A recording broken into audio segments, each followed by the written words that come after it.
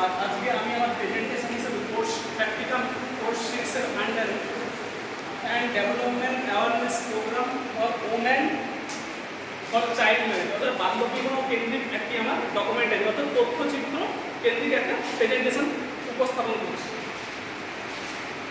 আমি আমার এই তথ্যচিত্রের মধ্য দিয়ে বাল্য বিবাহ কেন্দ্রিক বর্তমান সমাজে যে অপরাধমূলক যে এক সমাজ ব্যাধি চলছে, অল্প বয়সে মেয়েদের বিবাহ, সেটা পারিবারিক হোক কি এখনকার বর্তমান দিনে যেটা মেয়েরা পালিয়েও বিয়ে করছে, যেটা অল্প বয়সের মধ্যে 9, 10, 11, 12 মধ্যে হচ্ছে, সেই কেন্দ্রিক বিভিন্ন সময় বর্তমানে খবরের কাগজে আমরা শিরোনাম হিসাবে বহু তথ্য আমরা দেখতে পাচ্ছি।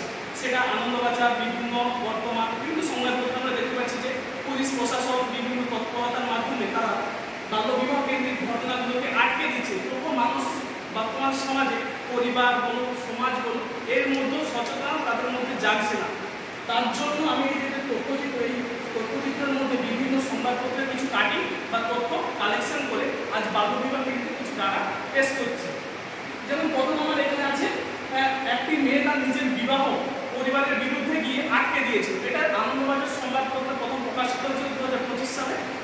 এটি পশ্চিম মেদিনীপুরের ঘটনা আর এটি পশ্চিম মেদিনীপুরের কেশপুর থানার অন্তর্গত এটি প্রকাশিত হয়েছে।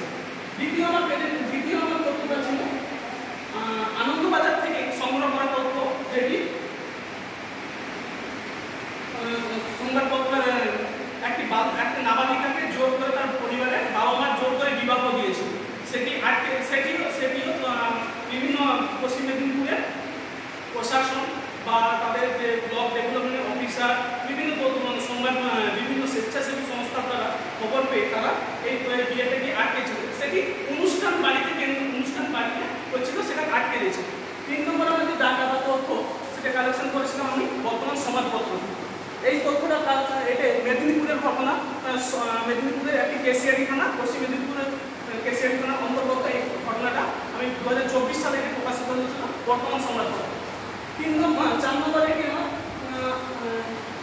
আমার নাবালিকাকে জোর করে বিবাহ এবং তার বিরুদ্ধে স্বামী এবং তার নিজের পরিবারের বাবা মা কেমন করে অত্যাচার করছিল, এই সংবাদপত্রটা প্রকাশ হয়েছিল আজকাল সংবাদপত্রের মধ্য দিয়ে।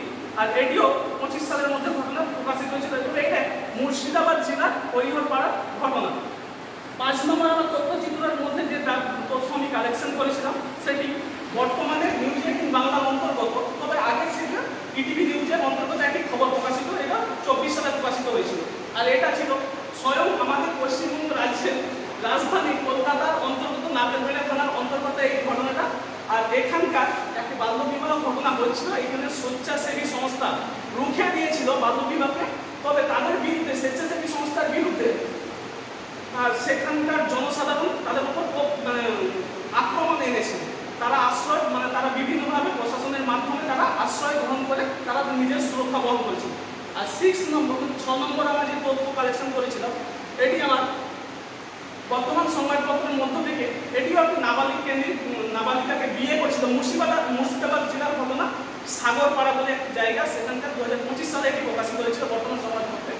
আর এই সংবাদটা মুর্শিদাবাদের যে নাবালিকাকে বিয়ে হয়েছিল, আমাদের শিক্ষিত সমাজের যে মানুষ তারাও কেমনভাবে অচেতন বা সচেতন নয়, সেটা কেমনভাবে এই 6 নম্বর তথ্যের মধ্যে আমি প্রকাশ করেছি যে একজন 34 বছরের সরকারি শিক্ষক সে কেমন করে একজন নাবালিকা 18 বছর পূরণ হয়নি, সে 9-এ পড়ে, মেয়েটি 9-এ পড়ে, 9ম শ্রেণী পড়ে, তাকে কেমন করে বিবাহ করেছিল, তাকে পরবর্তীকালে পুলিশ প্রশাসনের দ্বারা গ্রেপ্তার করা হয়েছিল।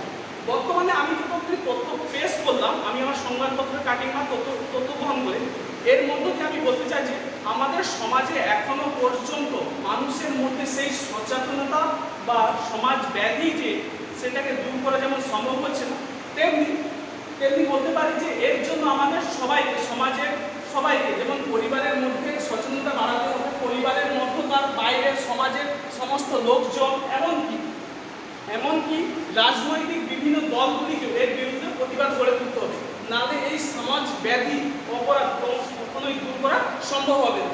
আমি এটা বলতে চাই যে এর বিরুদ্ধে বর্তমান ভারতবর্ষে বিভিন্ন আইন থাকলেও আমরা সমাজের বিভিন্ন মানুষ সেই আইনকে বুড়ো আঙুল দেখিয়ে এইসব কাজকর্ম করে চলেছে সমাজের মধ্যে পরিবারের লোকের জন্য। 18 বছর পূরণ হচ্ছে না, মেয়েদের বিয়ে দিয়ে দিচ্ছে।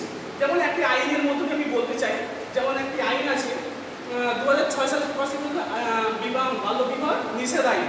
এটি প্রকাশ হয়েছিল, কিন্তু এর ধারা হিসাবে বলতে পারি,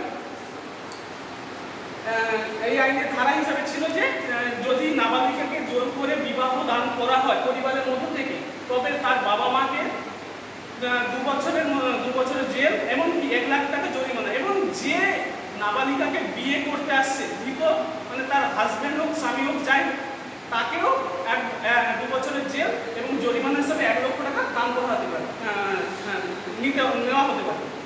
বর্তমানে বাল্যবিবাহ প্রতিরোধের জন্য আমাদের সমাজে এবং সরকার দ্বারা বিভিন্ন পরিকল্পনাও গ্রহণ করা হচ্ছে, প্রকল্পও গ্রহণ করা হচ্ছে। তবুও এই বাল্যবিবাহ, এই সমাজ ব্যাধি বা অপরাধমূলক যে নাবালিকাদের বিবাহ, তা বন্ধ করা যাচ্ছে না। যেমন কন্যাশ্রী একটি প্রকল্প, একটা জনপ্রিয় প্রকল্প, এর দ্বারাও সরকার নাবালিকাদের বিভিন্ন পড়াশোনার মধ্যে উৎসাহ দান করছে। তবুও পরিবারের মানুষজন সচেতন হচ্ছে না। আর এই সচেতনতা বাড়ানোর জন্য আমাদের আরও জন আন্দোলন গড়ে তুলতে হবে। আর এই জন আন্দোলন না গড়ে তুললে এবং মানুষের মধ্যে সচেতনতা না বাড়ালে কোনোদিন এই সমাজ ব্যাধি কোনোদিন বন্ধ করা যাবে না।